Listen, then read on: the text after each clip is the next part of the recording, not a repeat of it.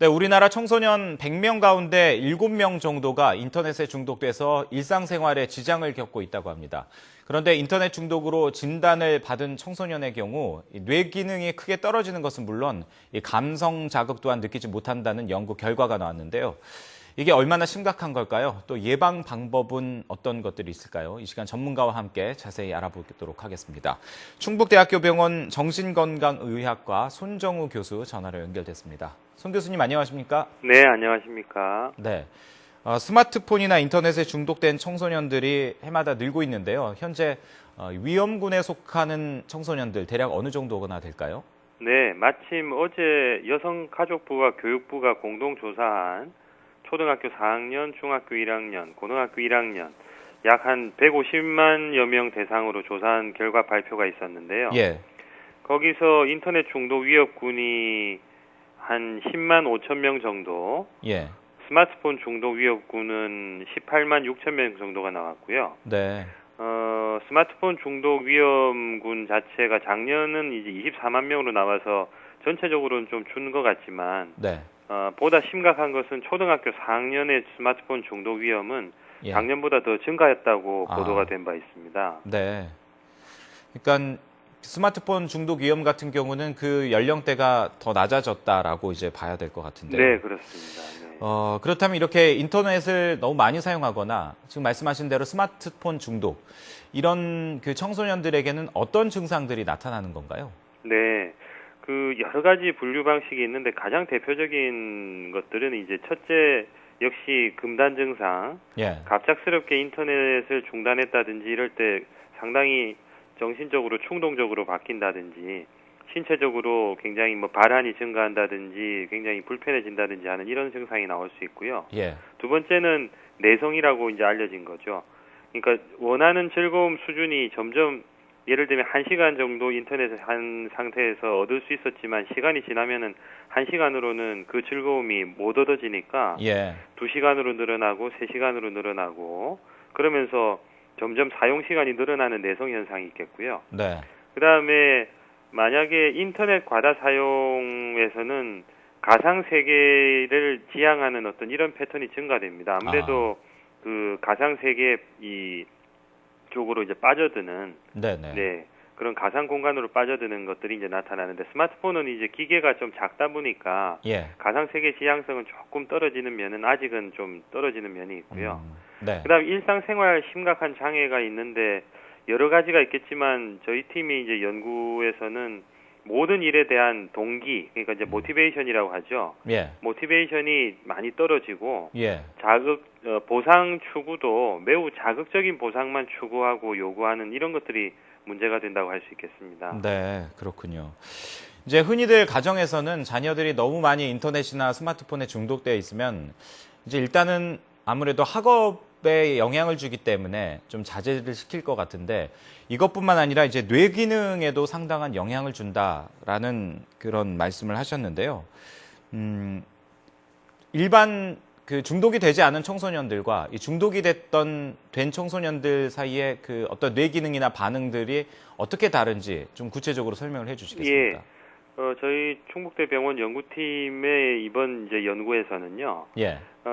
이 일반 청소년하고 인터넷 중독 청소년에게 아주 간단한 과제를 시키고 나서 그 다음에 이제 3가지의 보상을 줬습니다. 네. 이제 예를 들면 첫 번째는 그건 맞았다 틀렸다라는 피드백 보상이 가고 두 번째는 잘했다 훌륭하다라는 이제 칭찬 보상이 가고 세 번째는 한번 그 과제를 잘 마쳤을 때 작은 금전 보상을 주면서 뇌를 촬영했는데요. 네.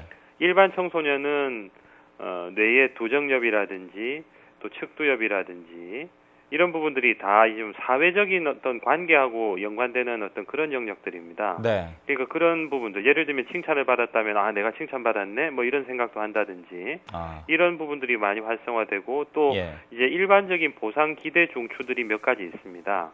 이런 것들의 다양한 어떤 활성화가 일반 청소년에서 나타났는데 네. 인터넷 중독 청소년은 이 3가지 보상 모두에서 뇌 활성화가 아주 약하게 나타났죠. 예. 그래서 이런 그 평상시에 우리가 일상적으로 받는 작은 보상들에 대해서 인터넷 중독 청소년은 상당히 뇌 반응이 떨어져 있다라는 것들이 나타났습니다. 예. 그러니까 뇌 반응이 떨어진다는 말은 이제 이게 좀 더 지속된다면 그 대인 관계나 뭐 소통하는 문제 또 사회생활에도 그만큼 좀 지장을 줄 것 같은데요. 예, 그렇습니다. 그러면 이걸 이제 중독이 중단이 되면 그러니까 스마트폰이나 인터넷에 노출되는 시간이 현저하게 줄어든다면 뇌 기능도 다시 정상적으로 돌아올 수 있습니까? 네네. 뭐 이거 자체가 아주 영구적이라고 할 수는 없겠습니다만은 예. 지금 중요한 거는 이 청소년 인터넷 중독 시기라는 게 중요하겠죠. 즉, 이 시기가 굉장히 네네. 뇌 발달에 있어서는 그 굉장히 역동적인 시기인데 네. 이 시기에 인터넷 중독 상태가 굉장히 오래된다면 아까 여쭤보셨던 그 회복력이 예. 결국 나중에는 굉장히 떨어질 수밖에 없다는 예. 그런 요즘은 이런 저는 이제 기능을 연구를 했지만요. 요즘은 뇌 구조까지 바뀐다는 연구 결과들도 많이 발표되고 있습니다. 네. 그렇다면 그야말로 뇌 구조까지 바뀌는 지경이라면 더 심각한 문제다라고 네, 해야 그렇죠. 되겠군요. 네. 잠깐 이제 좀 궁금해지는 부분이요. 저희들이 이제 청소년 이야기를 하고 있습니다만, 네. 그 성인들의 경우도 이렇게 스마트폰이나 인터넷에 오랜 시간 동안 노출되거나 중독되면 비슷한 영향을 받을 수 있습니까? 어떻게 네. 보십니까? 만약에 성인기에 들어가서 인터넷 중독이 시작된 군이 만약 있다고 가정할 때, 예. 그쪽은 아무래도 성인의 뇌 발달이 어느 정도 좀 이제 이루어진 다음에, 인터넷 중독에 이제 그 시작이 된 거니까, 네. 뇌의 영향이 상대적으로 조금은 약하다고 할 수 있겠지만, 대부분의 성인 인터넷 중독은 청소년 시기부터 인터넷 중독이 시작된 군들이거든요. 예. 결국 그 말은 약 7, 8년, 뭐 심지어는 10년 가까이 어떤 인터넷 자극에 너무 담릭하게 되고 이러면서 아까 말씀드린 뇌의 어떤 구조적인 변화까지도 초래할 수 있으니까 네. 성인기 인터넷 중독의 대부분은 상당히 심각한 상태로 해석을 해야 될 상태입니다. 예, 오히려 더 성인이 그럴 경우에는 더 심각하다. 네. 예. 저희들이 앞서 이야기를 할 때 그 청소년들 가운데 이렇게 중독에 빠져드는 숫자도 많아질 뿐만 아니라 그 연령이 갈수록 낮아지고 있다. 이 부분도 좀 잘 경계를 가지고 봐야 될 것 같은데요. 네, 굉장히 중요한 부분입니다. 그 가정에서나 아니면 학교에서 어떻게 이런 것들을 좀 차단하고 예방할 수 있을까요? 네.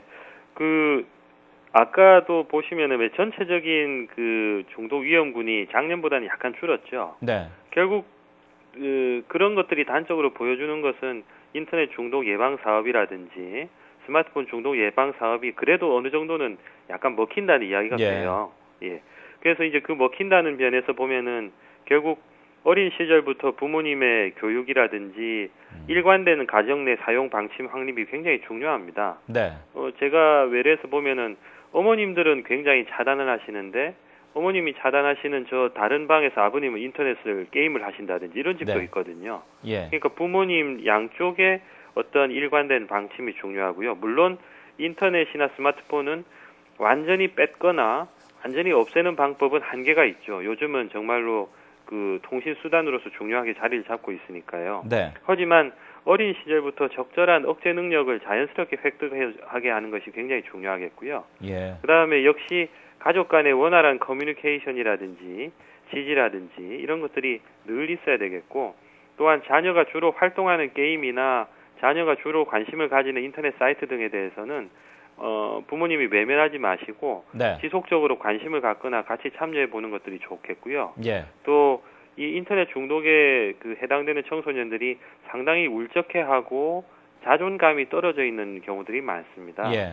그래서 이런 것들을 해결해주고 이 낮은 자존감을 회복시켜줄 수 있는 어떤 방안을 학교나 가정에서 마련하는 것이 굉장히 중요하겠고요. 예, 울적한 느낌만 많이 해소돼도 인터넷 찾는 일은 상당히 줄어들 것입니다. 예, 알겠습니다. 지금까지 충북대학교 병원 정신건강의학과 손정우 교수와 함께 이야기 나눴습니다. 교수님 말씀 고맙습니다. 네, 감사합니다.